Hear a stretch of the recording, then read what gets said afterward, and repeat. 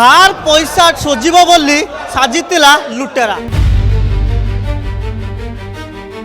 ଆଉ ଧାର ପଇସା ସୁଝିବା ପାଇଁ ନକଲି ବନ୍ଧୁକ ଧରିଥିଲା। ଧାର ପଇସା ଶୋଝିବ ବୋଲି ସାଜିଥିଲା ଲୁଟେରା ଆଉ ନକଲି ବନ୍ଧୁକ ଦେଖାଇ ଏକ ମହିଳାଙ୍କ ପାଖରୁ ଲୁଟିଥିଲା ସୁନା ଚୁଡ଼ି ଆଉ ସୁନା କାନଫୁଲ।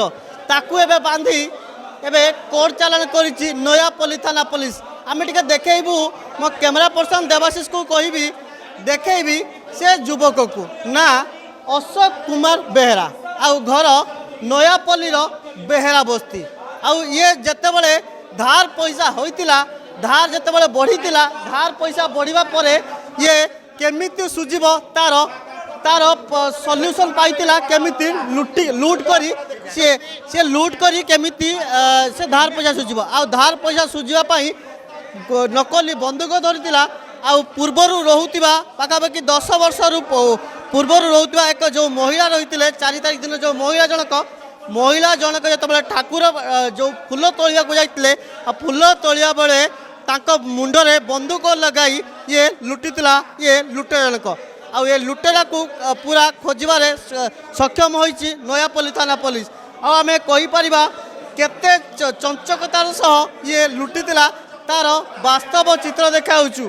କେମିତି ଯେଉଁ ରହିଛି ଏକ ନକଲି ବନ୍ଧୁକ ରଖିଥିଲା ପାଖରେ, ହୁଏତ ଏ ନକଲି ବନ୍ଧୁକକୁ ଦେଖାଇ ଯେ ସେମାନେ ପୂର୍ବରୁ ଲୁଟ୍ କରିଥିବେ, କାହିଁକିନା ତାର ଏବେ ପୁରା ହିଷ୍ଟ୍ରି ଖୋଜୁଛି।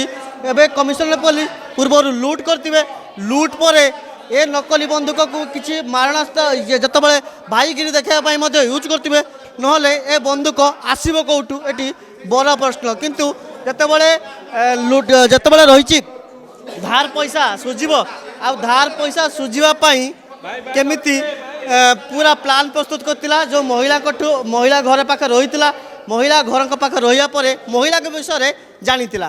ଆଉ ସେ ମହିଳା ଜଣକ କେତେବେଳେ ଯାଉଛନ୍ତି, କୁଆଡ଼େ ଯାଉଛନ୍ତି, ପୁରା ସବିଶେଷ ତଥ୍ୟ ରଖିଥିଲା। ଆଉ ତଥ୍ୟ ରଖି ଆସି ସକାଳେ 4 ତାରିଖ ସକାଳେ ଯେତେବେଳେ ମହିଳା ଜଣକ ଫୁଲ ତୋଳିବାକୁ ଯାଇଥିଲେ, ତାଙ୍କ ମୁଣ୍ଡରେ ଲଗାଇଥିଲା ବନ୍ଧୁକ। ଆଉ ଏ ନକଲି ବନ୍ଧୁକ ଲଗାଇ ଲୁଟିଥିଲା। ଆଉ ଲୁଟ୍ କରି ଯେଉଁ ସ୍କୁଟି ଜଗି ଆସିଥିଲା, ସ୍କୁଟିକୁ ଟ୍ରାକ୍ କରି ଇଏ ଅଶୋକ ପାଖରେ ପହଞ୍ଚିଛି। ଏବେ କମିଶନରେଟ୍ ପୋଲିସର ଏକ ସ୍ପେଶାଲ ଟିମ୍ ଆଉ ଏବେ ବାନ୍ଧି କୋର୍ଟ ଚାଲାଣ କରାହେଉଛି। ୟାଙ୍କର କ'ଣ ରହିଛି, ଯେଉଁ ରହିଛି ଅପରାଧିକ ମାମଲା, ଆଉ ଏ ବନ୍ଧୁକ କେଉଁଠୁ ଆଣିଥିଲା ତାହାକୁ ନେଇ ଏବେ ତଦନ୍ତ କରୁଛି। ଯେଉଁ ନକଲି ବନ୍ଧୁକ ପୁରା ଦେଖିବାକୁ ଅସଲି ଭଳିଆ ହେଇଥିଲେ ବି ଇଏ ନକଲି ବନ୍ଧୁକ।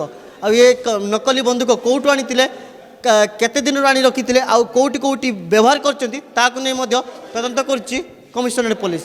ଭୁବନେଶ୍ୱରରୁ ଭିଡ଼ିଓ ଜର୍ଣ୍ଣାଲିଷ୍ଟ ଦେବାଶିଷଙ୍କ ସହ ହରେକୃଷ୍ଣ ଗିରି, ପ୍ରତିଦିନ ଟିଭି।